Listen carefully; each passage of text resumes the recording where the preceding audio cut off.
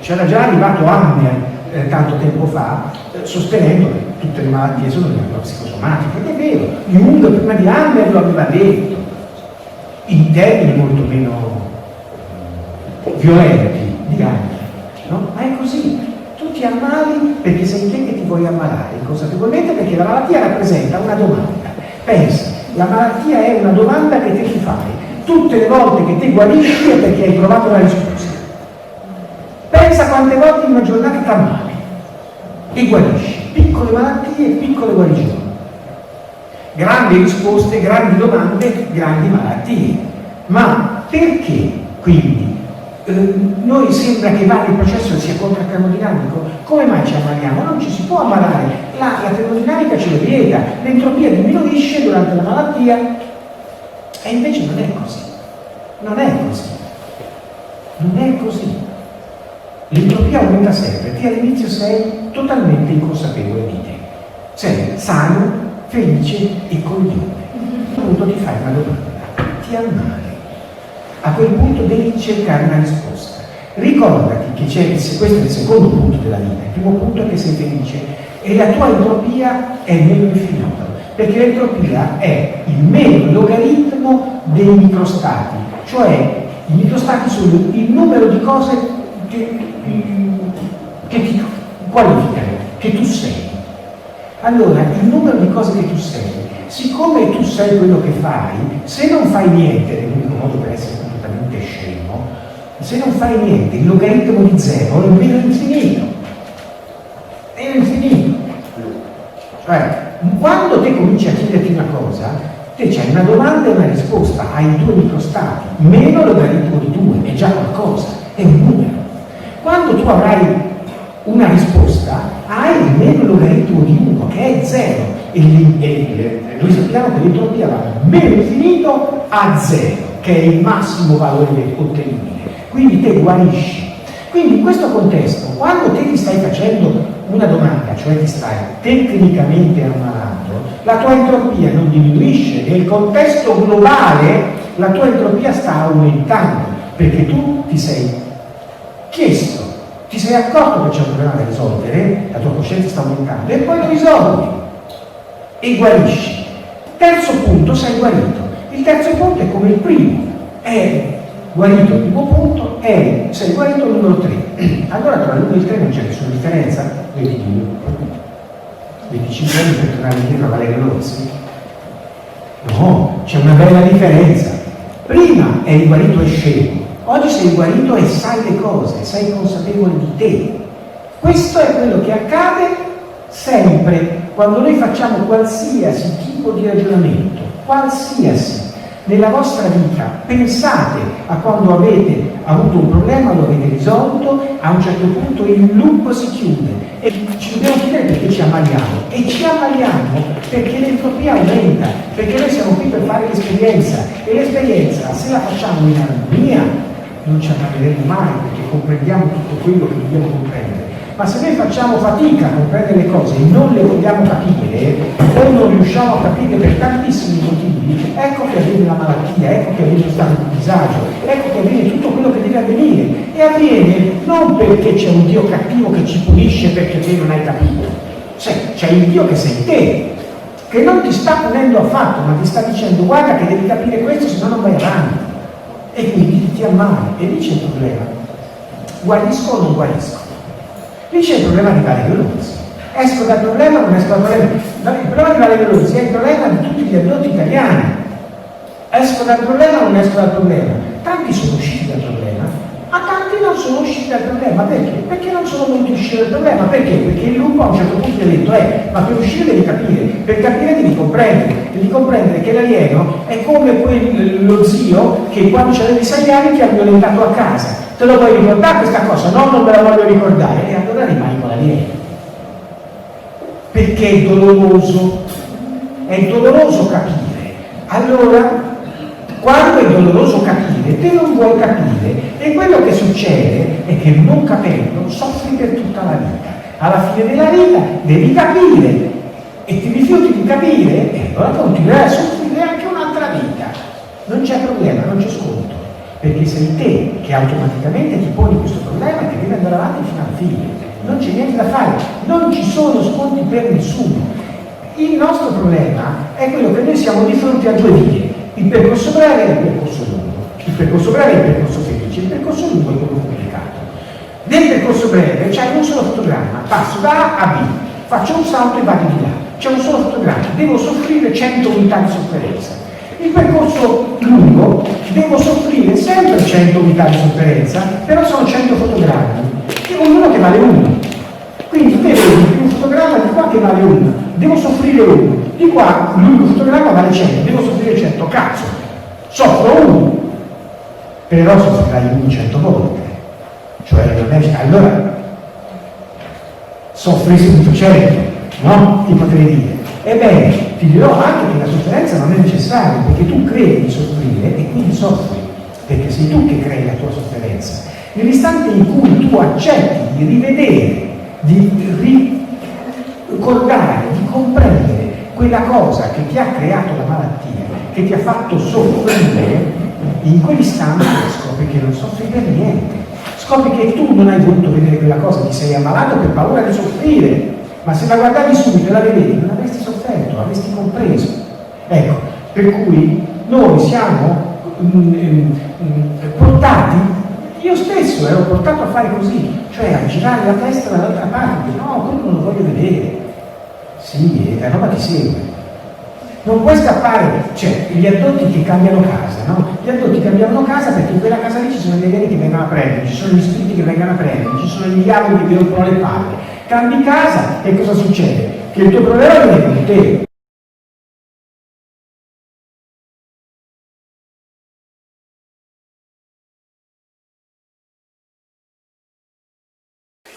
It is possible that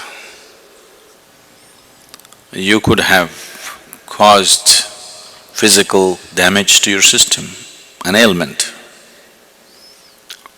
because of your patterns of thinking, very much possible. Because you're a psychosoma, whatever happens in the mind invariably happens in the body. Your mind should be friendly to this life, isn't it so? Should work for this life.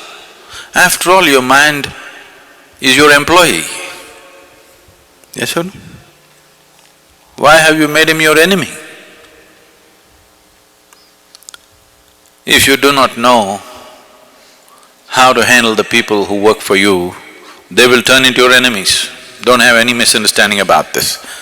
Don't have any doubt about this. It happens, isn't it so?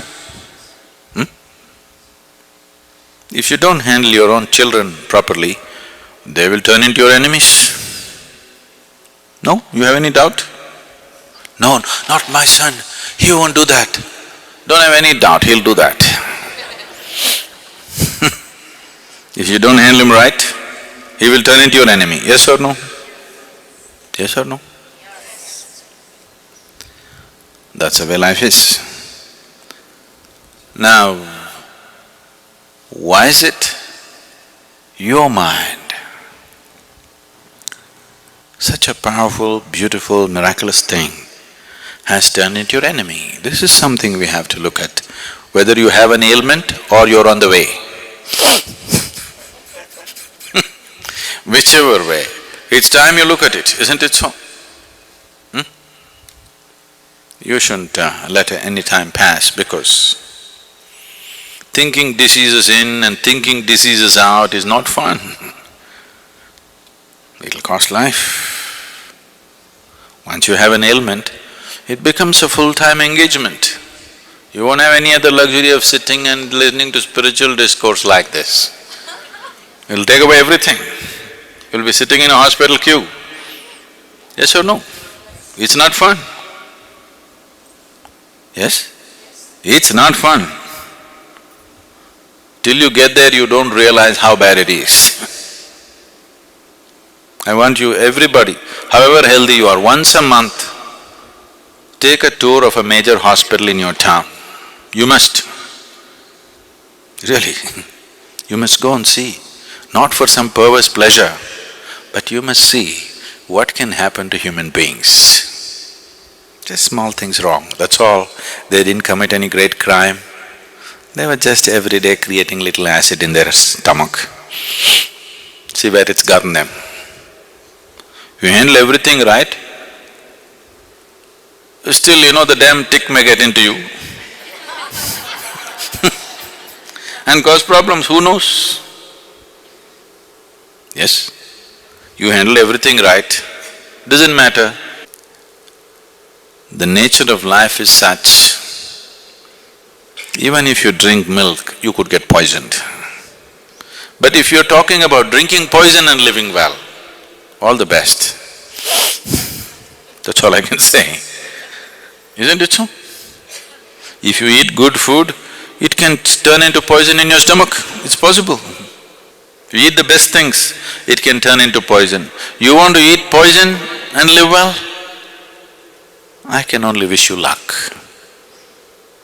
because there's no other way for such a person, isn't it? You're churning up poison and hoping to live well. Oh, you need a lot of luck. We have to arrange the whole tapestry of stars into a line, straight line for you. All the stars in line for you. Otherwise life will not work for you, it'll get you.